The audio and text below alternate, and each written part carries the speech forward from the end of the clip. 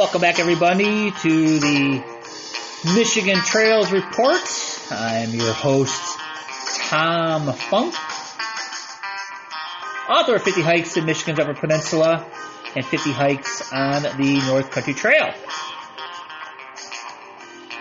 Today's episode is brought to you by Nortive 8, the makers of reasonably priced hiking footwear that'll get you out on the trails comfortably and affordably. Check them out at nortive8.com.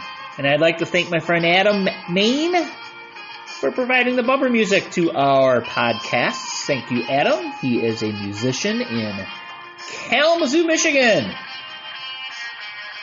All right, in this episode, we're diving into a crucial topic for all hikers, and that is the 10 essentials. That's right, those things that you should bring with you to ensure your safety and preparedness on your adventures.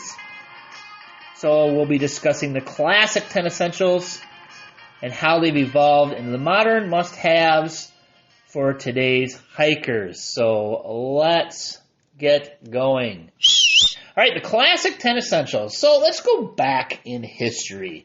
And these 10 essentials have been around for decades. And there's really two aspects to the 10 essentials: the outcome and the items you wish to bring with you to make sure that outcome takes place. Now, the outcome is always the same, but depending on where you are, climate, topography, etc., will determine what items you bring with you.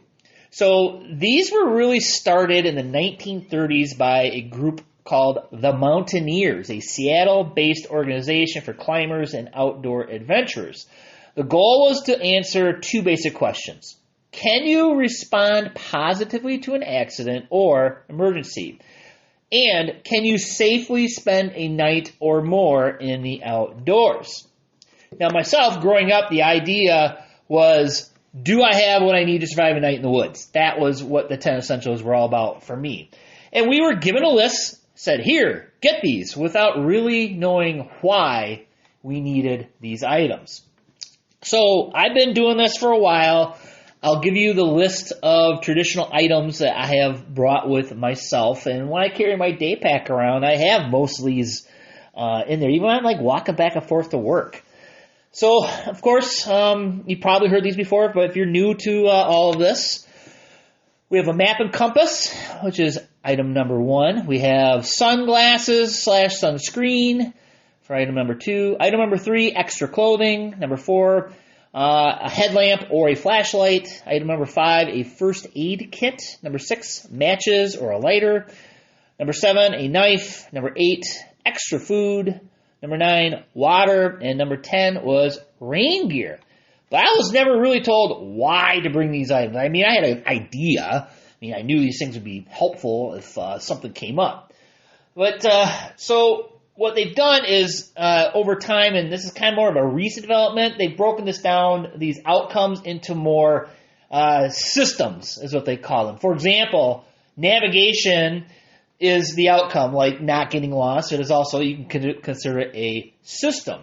And referring back to the list, map and compass were the tools for the system. But nearly 100 years has passed since this original list was made, and there have been a boatload of improvements in knowledge and especially technology when it comes to spending the night in the woods. So the outcome, again, navigation, not getting lost. The system can range from using trail signage to utilizing modern GPS technology. So I'll address each outcome or system and provide some examples of the tools or items you can use. Keep in mind the tools and items to bring would depend on location, remoteness, etc. And every hike is different, so prepare accordingly. And one final note, just because you have the item or tool, you need to know how to use it. All right, so the modern 10 essentials. While the classic 10 essentials are still invaluable, hiking gear and technology certainly has changed over time. The American Hiking Society, REI, and other outdoor experts now recommend a modernized list of essentials incorporating new technologies and conveniences. So we'll look at the modern 10 essentials, which are often grouped into systems. And that is what the outdoor professionals like to use, but I like also saying outcomes. Navigation. As mentioned, modern GPS devices and smartphone apps have revolutionized navigation. These tools provide real-time data, route planning, even emergency alerts. Myself, I have used the Spot system when hiking in the Boundary Water Wilderness area. However, keep in mind, batteries can die, transistors can get wet, so always have a map and compass as a backup. So some devices out there we're all familiar with. The modern GPS device, they offer precise tracking location. You can put waypoints in there. You can even use communication features. So the InReach Mini is a good one. That's from Garmin. There are others out there as well, like the Spot. There are apps you can have on your phone, like AllTrails, Gaia GPS, Avenza Maps. And these, you download your information onto it. It provides detailed maps, trail guides, and offline navigation. Ensure your phone is fully charged and carry a power bank for extended use. Some of these apps require that you're connected to a cell phone connection. Again, test these out like in your backyard or a local park to make sure it works before you go wandering off into some, point of no return or, the delirium wilderness, for example. So make sure they work. So, and again, if you're going to be using these digital tools, carry a backup and not necessarily a battery pack, but that map and compass, and know how to use a map and compass as well, because it won't do you any good if you don't know how to use these. So, if you're hiking in a wilderness area, there are United States Geological Service 7.5 quads. And you can order them online. You can actually download the file and go to Staples and get them printed. That's what I do. Then I'll laminate them and bring them with me if I'm in an area that's not well traveled. So as far as maps go, wilderness areas, things like that, you want really good maps. But hey, if you're hiking in a well traveled local park, less than a mile on a loop, you may not need a map at all, and you may just rely on the signage or trail brochure. So that's the system. Where are you? What are you doing? I'm in a local park with a mile, Tom. I mean, it's not a big deal. Well, fine. Go for a hike. You're going to need different tools for different situations. Moving on, sun protection is why you brought sunscreen and sunglasses. So, sunscreens have come a long way. What's really come out in the past 20 years or so is UV protective clothing, including hats, shirts, pants. It offers additional coverage and is especially useful for long hikes. So especially if you're going to be out in open areas. Look for SPF 30 or higher sunscreens. Apply as needed. And you got to go to probably higher-end clothing retailers and look for things like Columbia and Patagonia, probably Ex Officio as well for these UPF-rated apparel. Insulation. This is the extra clothing part. So when I would go hiking, you'd throw in a sweater or a long-sleeve shirt or something like that into your day pack. Again, these fabrics have come a long way. We used to, wool was the thing. We've been told, and if you haven't heard this before, cotton it kills. Don't bring cotton with you. You want to have something that will keep you warm when wet, like fleece, like wool. A lot of synthetic blends will do that as well. And also, insulation also means layering. So having multiple layers with you helps, keep you warm. So I'm going to start off with extra layers when it's cooler out, and we'll take them off and put them on our pack. And then in the middle of the night, if we have to spend the night in the woods, we can certainly put those back on. So we have Polar Tech now, we have PrimaLoft, we've got down jackets. These things are now lightweight, they're compressible, and they are layerable. So those are some good things to have with you while you're hiking. Illumination. We were told to bring a flashlight or a headlamp, and we used to use these, what was the brand? Maglite. They were heavy. They sucked down the batteries. The bulbs would constantly go out on them. Now we have LED headlamps and flashlights. Way more efficient, way longer lasting. They now have waterproof ratings on them, so they even can be out in bad weather. Some even come with solar charging capabilities. I even have one that has a magneto in it, and you can shake it, and it will actually charge the flashlight. You can turn it on. So there's a lot of varieties out there, but having a light at night is very important to have, especially if you're spending the night in the woods and people are looking for you. It'd be nice for them to know that you have a light that they can look for. There's great brands out there. Black Diamond, Petzl is the brand I go with. I've also used some off brands as well for like the cheaper stuff that I'm doing. There are solar panel powered lanterns and chargers out there. A brand that I am very happy with is Goal Zero. They provide lighting solutions, and they have batteries that are just the bomb, man. These things last a long time. Goal Zero knows batteries. Go check it out online. Health is a system, or avoiding injuries. So we would bring in just a little first aid kit. It had, antibiotic in it, had some Band-Aids, and, a pair of scissors, maybe an ace bandage or something like that. But now we're bringing things for blisters, bringing antiseptics, we're bringing specialized bandages, and some kits even come with instructions for handling common wilderness injuries. So you can buy these kits, and you got to balance weight with I'm going to use it or not. So what I do is I'll buy the actual kit, I take everything out, and then I'll put in there what works for me. What works for me is things that help with blisters. My feet are what get beat up. So I have liquid skin in there, I have moleskin, I have duct tape. You can buy these kits already made or put together your own. I put together my own, and has worked well so far. In addition, training. There is basic first aid training out there. Back in the day, it was wonderful. It showed you how to, set an arm and all these other things. Basically, today's basic first aid just tells you to stabilize them and call somebody. So you're going to look for an advanced first aid class. There are wilderness first aid classes. There's wilderness first responders and things like that. This is, knowing how to deal with an injury, especially if you're hiking by yourself, is very important. There are just some horrible stories out there, people going solo, and they have a minor injury, and they end up dying in the woods. So it's something that you really, really want to pay attention to and take the time to do is get some training. Heat. Heat is a system. Heat keeps you warm, heats your food. Heat today is very lightweight, and when we talk about heat, we're talking about things that can start a fire. So if you just went on a day hike, you may not bring a camp stove with you with a canister of fuel, but you should bring a fire starter. There are ferro rods, there's waterproof lighters, there are waterproof matches.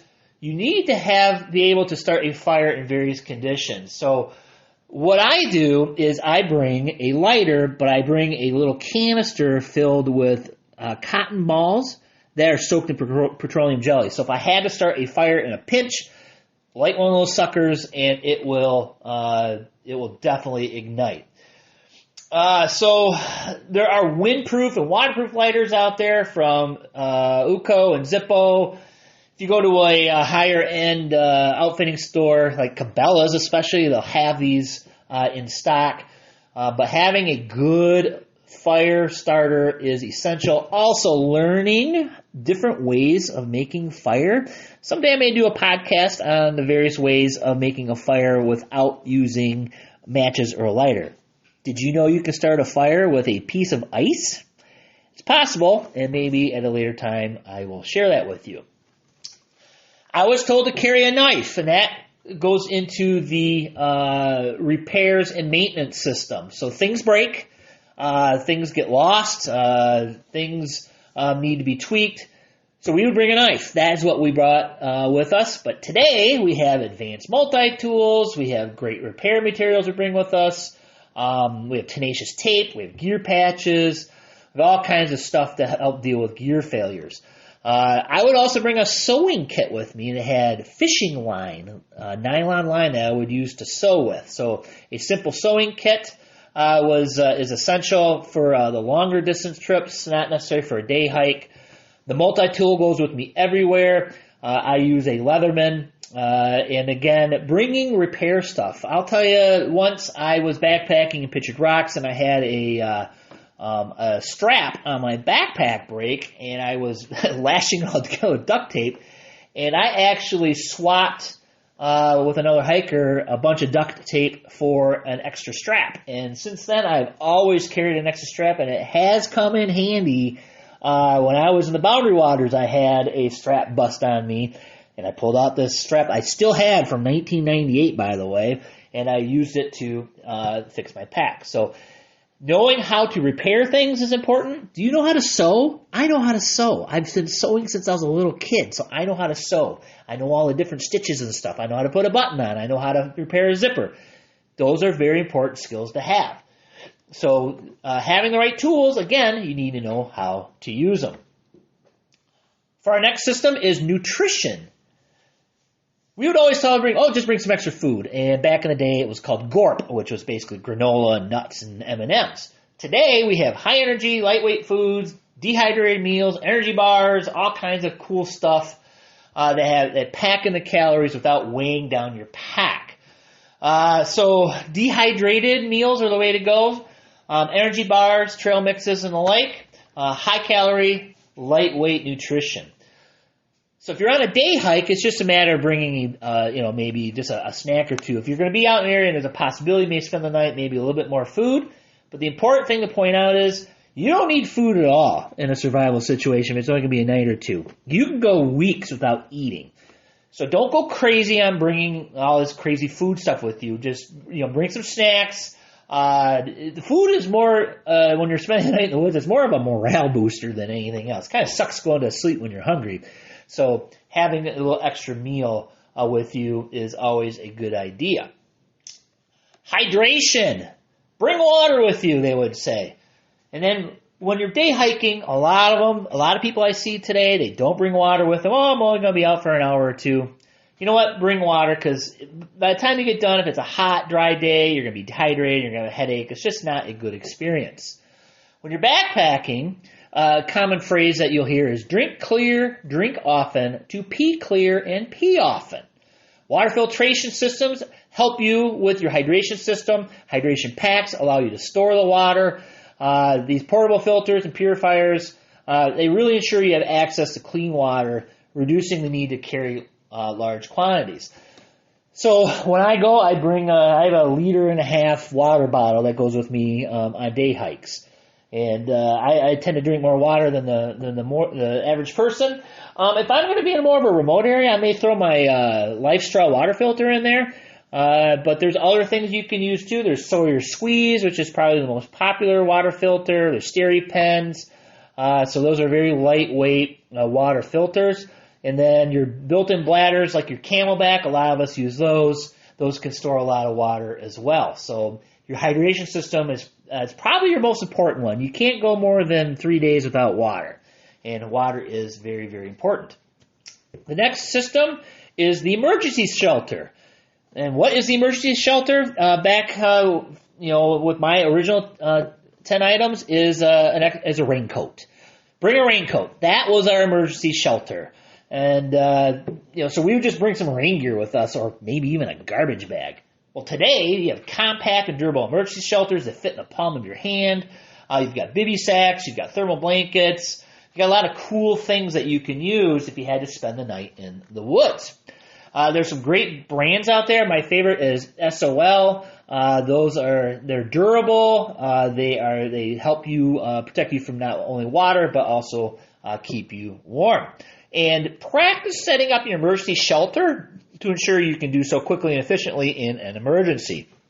I once got chased out of camp by some drunk fishermen, and I did not bring my emergency shelter with me. I wish I had, because I spent a very cold, wet night in the woods while I waited for these guys to finally pass out so I could go back in and grab my stuff. So emergency shelter, you don't even need anything. If you have the skill, you can take these classes that show you kind of like a leave no trace way of making an emergency shelter out of natural materials. which is also a very good skill to have. All right, now that we've covered the modern 10 essentials, we need to integrate them into our hiking routine. When you want a day hike, you need to have your 10 essentials with you, especially if there's a possibility you could be spending the night in the woods. Now, like I said, if you're in a local park and it's just a short loop, that's one thing. But if you're hiking in, say, Tahquamenon Falls State Park between Upper and Lower Falls and it's late in the day, and maybe it's kind of cloudy and overcast and something happens to you and you don't see anybody, you're going to be spending the night in the woods. So, you want to be prepared. The easiest and first thing you should do is create a gear checklist. And I have several checklists. I have one for day hikes. I have one for more longer day hikes. I have one for backpacking. I have from wilderness camping. I kind of go through my list and use those items that are on there. So once you know what you need to bring and you get ready to pack, of course you need to pack these things efficiently so you can get to them. You want to practice using this gear. Please familiarize yourself with all your gear before you need it. Practice setting up your emergency shelter. Practice using your water filter. Please start fires with different types of ignition sources and fuel. And this will ensure you're confident and capable when it counts. This is why we like doing breakdown hikes or shakedown hikes, where you go to a local state park and you camp in a campground, you hike to another one, then you hike back and you use your gear over a couple days, and you'll learn very quickly what works and what doesn't. And of course, before you go hiking, check the weather, check the forecast. If you're in a more remote area, you may want to figure out and find out if there's any trail closures. And of course, we practice leave no trace. And this is all about leave no trace number one, plan and prepare. We don't want to be having an impact on the environment. We don't want to be leaving a mess behind. And of course, know your limits. Be realistic about your abilities and difficulty of the hike. Choose trails that match your fitness level and experience. Don't hesitate to turn back if conditions become too challenging. Another thing a lot of people don't do is even on a day hike, tell someone your plan. Let someone know where you're going and when you're going to return and what to do if you don't return by a certain time. When I do these long distance hikes, that's what I do. I always have somebody keeping track of me. When I was in the wilderness areas, I'd use the InReach to communicate with people back home. And of course, it goes without saying, stay hydrated, stay nourished, dress in layers, all that good stuff.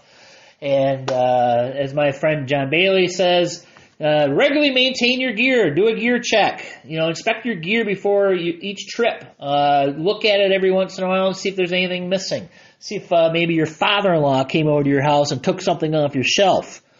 There's a story in that. But anyways, so we want to not only have the stuff and know how to use it, but go out, practice using it. And that will, certainly help with your enjoyment when you go out and explore. All